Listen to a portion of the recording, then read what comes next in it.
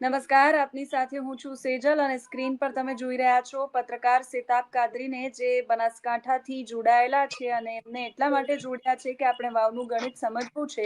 પત્રકારોનું exit poll શું કહી રહ્યો છે એ સમજવું છે. વાવ શું કહી રહ્યું છે, કોનો વટ સાચવવાનો છે એ સમજવું છે. સિતાબભાઈ, સ્વાગત છે આપનું જમાવટમાં. જી નમસ્કાર બેન. વાવની અંદર આમ તો જ્યારથી લોકસભાની ચૂંટણી ચાલી રહી હતી ત્યાર પછી જ્યારે ગેનીબેને રાજીનામું આપ્યું તરત ત્યાર પછીથી સતત અત્યાર સુધી ચર્ચાઓ ચાલી રહી છે. ગુલાબસિંહનું નામ ફાઇનલ ગણાતું હતું, ત્યાર પછી સામે સ્વરૂપજીનું નામ પણ ફાઇનલ ગણાતું હતું, પણ માવજીભાઈએ અપક્ષ ઉમેદવારી કરી અને આખી બાજી છે એ પલટી ગઈ. ચૌધરી ઠાકોરના મત અને આખી જાતિવાદી આધારિત આખી જે ચૂંટણી છે બનાસકાંઠાની વાવ બેઠકની લડાઈ, વાવનું ગણિત શું કહી રહ્યું છે, તમને શું લાગે છે? બેન, અત્યારે હું આપને કહું કે જયારે લોકસભાનું હતું ત્યારે એનટી ચૌધરી ને ઓલ એક થયા હતા. એના કારણે ગેનીબેનને એક મોટો ફાયદો થયો હતો અને એમની સીટ ખાલી થતા જ અત્યારે ભાજપ અને કોંગ્રેસ બંને લડતા હતા. સ્વરૂપજી અને ગુલાબસિંહ લડતા હતા. એ વખતે સીધું એક વસ્તુ ગણિત હતું. રાજકીય પંડિતો પણ કહેતા હતા અને અમે લોકો બી જયારે ગ્રાઉન્ડ રિપોર્ટિંગ કરતા હતા ત્યારે અમને પણ એટલી ખબર પડતી હતી કે સીધી લીટીમાં ભારતીય જનતા પાર્ટી આ વખતે મેદાન મારી જશે એવું લાગતું હતું. પણ જયારે માવજીભાઈ ની એન્ટ્રી થઈ ત્યાં બી લાગતું હતું કે ભાઈ માવજીભાઈને બી પણ એક મૂકવામાં આવ્યા છે અને માવજીભાઈ ગમે ત્યારે ફોર્મ છેલ્લા ટાઈમે ખેંચી લેશે. એક આ તર્ક વિતર્કો સાથે ચાલતું હતું, પણ છેલ્લા ટાઈમે માવજીભાઈએ અડીખમ રહ્યા અને એમણે ફોર્મ ન ખેંચ્યું એટલે ભાજપ અને કોંગ્રેસ બંને ગૂંચવાઈ ગયા છે. અને અત્યારે ત્રિપાંખીઓ જે જંગ છે અત્યારે, બાકી જોવા જઈએ તો ઓવરઓલ અત્યારે કોઈ પણ કળી શકતું નથી કે ક્યાં જશે બાજી. પણ એક વસ્તુ આપણે કહી દઉં કે 82,000 વોટ ઠાકોરના છે અને ઠાકોરોના અંદર બે ડિવાઈડ વોટ થવાના છે બેન. કારણ કે સ્વરૂપજી ઠાકોર એક સમાજના ઉભા છે અને સામે ગેનીબેનનું જે પ્રભુત્વ છે મોટું, એટલે બંને જગ્યાએ ડિવાઈડ થવા છે. 49 થી 50,000 જે વોટ ચૌધરી સમાજના છે. આ બે મોટા સમાજો છે અને એમાં એમણે પોતે ભારતીય જનતા પાર્ટીમાં ટિકિટ માંગી હતી. એમણે કહ્યું બી હતું કે ભાઈ મને ટિકિટ આપો, કારણ કે મારી ઉંમર બી છે ને મને એક ચાન્સ મને આપો. એમને નથી આપી એટલે એ ટિકિટ ન આપવાથી એ ગુસ્સે થઈને પાછા એ અહીંયા ત્રીજામાં ઉભા રહ્યા. અને એક સરકારી માળખાના આગેવાન છે અને ઘરોબો દરેક સમાજ સાથે એમણે રાખ્યો છે અને તમામ સમાજો સાથે એમની ઉભા છે. કારણ કે અગાઉ આ જ વિસ્તારના અંદર અંતરિયાળ વિસ્તાર હતો, કારણ કે તો બહુ લાંબા સમયથી રાજકીય ક્ષેત્રથી જોડાયેલા છે. 6 વર્ષથી સતત અહીંયા ચૂંટણી લડતા આવ્યા છે. એક વખત એ જીત્યા છે, મંત્રી પણ બન્યા છે. એટલે ખૂબ બહોળો અનુભવ છે એમને અને અનુભવી છે. અનુભવના કારણે અત્યારે આ પરિસ્થિતિ જે નિર્માણ થઈ છે કે સ્વરૂપજી ઠાકોર માટે સમગ્ર આખું ભારતીય જનતા પાર્ટી ઉતરી ગયું છે. અને શંકરભાઈએ પણ એડી ચોટીનું છેલ્લે જોર લગાવ્યું છે. CR પાટીલ આવ્યા, મુખ્યમંત્રીએ પણ ખૂબ કોશિશ કરી છે. પણ કહેવાનો મતલબ કે બેન, આ ગઢ એવો છે બનાસકાંઠા જિલ્લાનો કે જ્યારે ભારતીય જનતા પાર્ટી સમગ્ર દેશમાં આવતી હોય ત્યારે બનાસકાંઠાનું DNA કોંગ્રેસનું છે અને એ બીકે ગઢવીથી આપ જોતા આવ્યા છો.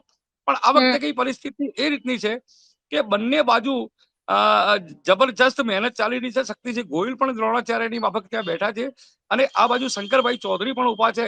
અને માવજીભાઈ ચૌધરીએ અત્યારે જે પગ પેસારો કર્યો છે અને માવજીભાઈ ચૌધરી ને જે ઇતર કોમ છે, જે પ્રજાપતિ સમાજ છે, ઠાકોર સમાજના અમુક વોર્ડ છે અને બીજા અન્ય એક સમાજો છે, આ તમામ સમાજો અત્યારે ઓવરઓલ જોતા એમની સાથે અત્યારે છે. તો આપણે જોઈ શકીએ છીએ કે ઓવરઓલ ત્રણ એક સાથે ફાઇટમાં ચાલે છે. કારણ કે ગુલાબસિંહ રાજપૂત જે છે એમના દાદા જે હતા હેમુભા, એમના કરેલા કામો આજે પણ જૂના લોકો વાગોળે છે. એ જ રીતે ગેનીબેનના કરેલા કામો પણ એ જ રીતે કામ ચાલે. ભારતીય જનતા પાર્ટીએ જે નવા કામો કર્યા છે તો એમાં સ્વરૂપજીને પણ થોડો લાભ મળે છે. પણ સૌથી મોટો લાભ કે ચૌધરી સમાજ જે શિક્ષિત છે અને સુખી સંપન્ન છે અને બહુ જાગૃત સમાજ છે.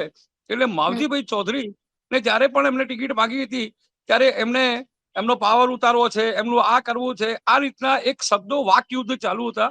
અને જયારે પ્રભારી એમને કહ્યું કે ભાઈ તમારી ઉંમર ભજન કરવાની છે, એટલે આ બધું એમને લાગી આવ્યું હતું. અને છેલ્લે 15 દિવસ સુધી આ લોકોએ એમને મનાવવાનો પ્રયાસ ન કર્યો અને છેલ્લા 2 દિવસમાં એમના પર જે એક્શન લેવાઈ, એમની સાથે 5 લોકોની જે એક્શન લેવાઈ હતી, એ 5 લોકો અત્યારે એક એક્સાઇટ થઈ ગયા હતા. જયારે યુવા જનરેશન જે છે અત્યારે યુવા જનરેશનને ખૂબ જ તકલીફ થઈ અને યુવા જનરેશન ખુલીને બહાર આવી ગઈ અને એમની સામે અત્યારે લડત ચાલુ રાખી છે.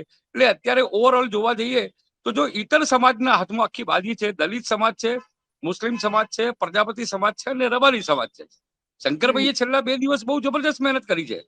એમણે જે ખાડા પાડવાની ખૂબ કોશિશ કરી છે, જો એમાં એ સફળતા પ્રાપ્ત કરે તો કંઈક સારા સમાચાર એમના માટે હશે. માવજીભાઈને જો ઇતર કોમ વોટ આપતી હોય તો બેની લડાઈમાં માવજીભાઈ ત્રીજા ફાવે એમ છે. અને આ બાજુ કોંગ્રેસનો ગઢ છે અને એક બાજુ સતત મહેનત જે કરેલી છે પેલી બાજુ વોટ ડિવાઈડ થાય છે તો ગુલાબસિંહ રાજપૂત જીતે એવા છે. કારણ કે જ્યારથી માવજીભાઈ ઉભા છે એટલે એમને એક જુસ્સો એ મળી ગયો હતો કે ભાઈ આ વખતે એક મોકો સારો છે. કારણ કે ચૌધરી સમાજના જે વોટો છે એ મોટા ભાગના બધા ભારતીય જનતા પાર્ટીના વોટ છે એ સીધા ડાયવર્ટ થાય છે. એટલે કટોકટી છે ઇતર કોમના હાથમાં છે. ઇતર કોમ જ્યાં બી જશે, એમાં ખાસ કરીને દલિત, પ્રજાપતિ અને રબારી સમાજની હું આ વાત કરું છું, એ ઘોડો વિન થશે. રબારી સમાજ અને દલિત સમાજ તમને લાગે છે કે કોંગ્રેસ તરફી એમણે મતદાન કર્યું હોઈ શકે છે?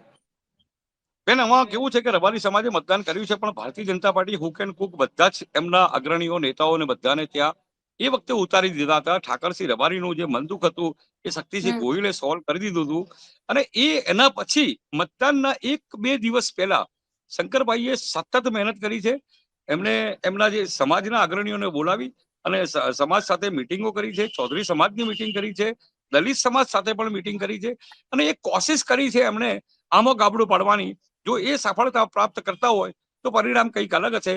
બાકી કોંગ્રેસ અને માવજીભાઈ વચ્ચે અત્યારે જબરજસ્ત ફાઇટ છે અને શંકરભાઈની જો મહેનત જાય તો 2-4 હજાર વોટથી કઈ સારા સમાચાર ભારતીય જનતા પાર્ટીને મળે એમ છે. આ વખતે લીડનું જે ટાર્ગેટ છે એ શું કહી રહ્યો છે? એમાં તમે બેન, શું માની રહ્યા છો? લીડમાં તો આ વખતે હું એમ માનું છું કે 8 થી 10 હજારની લીડ તો બહુ ઇનફ થઈ જશે.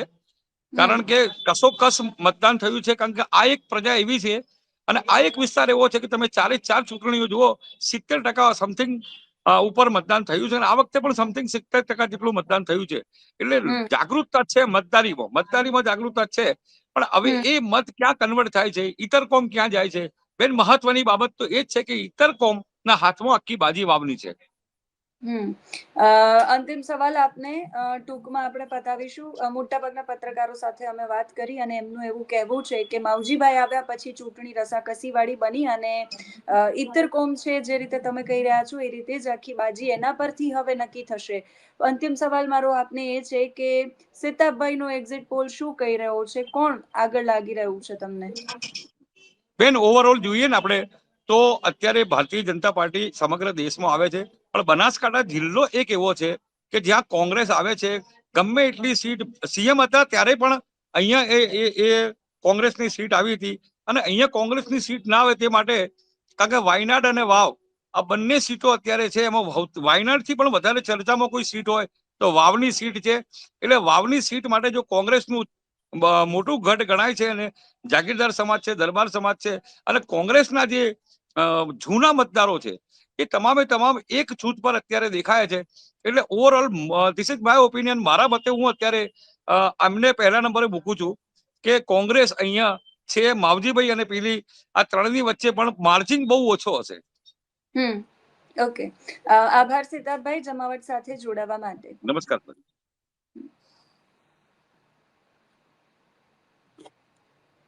તો આ હતા સિતાબભાઈ. મોટાભાગના પત્રકારોને અમે આજે જોડ્યા હતા, એમનો સંપર્ક કર્યો હતો વાવના ગણિતને બહુ જ નજીકથી સમજવા માટે. પણ મોટાભાગના લોકો એવું કહી રહ્યા છે કે ઇતર કોમ પર હવે આખી બાજી છે એ જોવાની રહેશે. ઠાકોર સમાજનું મતદાન જે રીતે ઓછું થયું છે, ચૌધરી સમાજના મતો પણ બીજેપી અને માવજીભાઈની વચ્ચે ડિવાઈડ થયેલા હશે.